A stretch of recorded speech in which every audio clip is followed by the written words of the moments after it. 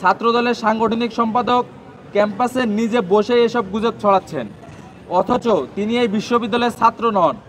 জামাত নাকি অস্ত্র ট্রেনিং দিচ্ছে, ক্যাম্পাসে ছাত্র শিবির বহিরাগতদের প্রবেশ করাচ্ছে, এই রকম অপপ্রচার ছাত্রদল চালাচ্ছে।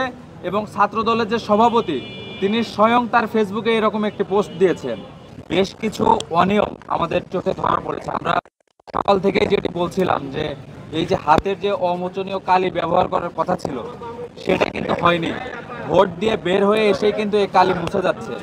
আমরা সকাল থেকে দেখছি যে সিরাজি ভবনের সামনে, সকালেই সিরাজি ভবনের সামনে আমাদের শিক্ষার্থীদের চিরকুট নিয়ে প্রবেশ করতে দেওয়া হয়নি। এর পরপরই আমরা দেখছি যে ডিনস কমপ্লেক্সে, রবীন্দ্র ভবন, এরপর জগদীশচন্দ্র বসু যে একাডেমিক ভবন আছে সেখানে শিক্ষার্থীদের চিরকুট নিয়ে প্রবেশ করতে বাধা দেওয়া হয়। কিন্তু নির্বাচন কমিশন গতকাল বলেছিল যে প্রচারপত্র এবং চিরকুট নিয়ে শিক্ষার্থীরা প্রবেশ করতে পারবে। এরপরে ছাত্রদল এবং আধিপত্য বিরোধী ঐক্যর প্যানেল অধিকাংশ কেন্দ্রে নিয়ম ভঙ্গ করে 100 গজের ভেতরে প্রবেশ করে ভোটারদের ম্যানিপুলেট করে তাদের চিরকুট বিতরণ করছে। এটা আপনাদের গণমাধ্যম মারফতে আমরা দেখেছি।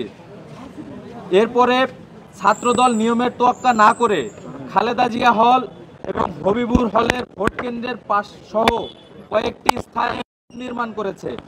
এটি নির্বাচনে লেভেল প্লেইং ফিল্ডকে নষ্ট করছে। আপনারা দেখছেন যে ক্যাম্পাসে ছাত্রদল, যুবদল ও বিএনপির বহিরাগতরা প্রবেশ করছে এবং অনলাইনে গুজব ছড়ানো হচ্ছে আমাদের বিরুদ্ধে।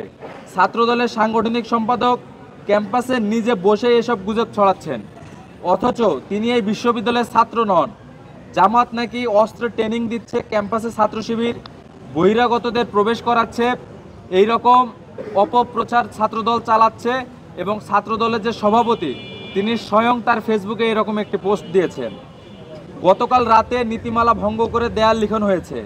সারাদিন যে অনিয়ম হচ্ছে এবং গেটগুলোতে শৈথিল্যতা দেখানো হচ্ছে এবং ক্যাম্পাসে বর্তমানে প্রচুর পরিমাণ বহিরাগত প্রবেশ করছে, কিন্তু প্রশাসন এ ব্যাপারে এখনও পর্যন্ত নিশ্চুপ।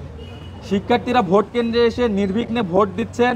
নির্বাচন সুষ্ঠু করতে যে অনিয়ম বা নীতিমালা ভঙ্গ করছে তাদের বিষয়ে উদ্যোগ নেওয়া এবং প্রশাসনকে নিরপেক্ষ ভূমিকা পালন করার আহ্বান আমরা জানাচ্ছি।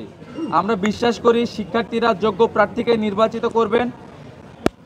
যারা এখনো পর্যন্ত ভোট প্রদান করেননি আমরা আহ্বান জানাবো আপনারা ভোট কেন্দ্রে আসুন এবং আপনারা আপনাদের যোগ্য, দক্ষ এবং সৎ নেতৃত্বকে আপনাদের যে দায়িত্ব এ দায়িত্বভার অর্পণ করুন। ধন্যবাদ।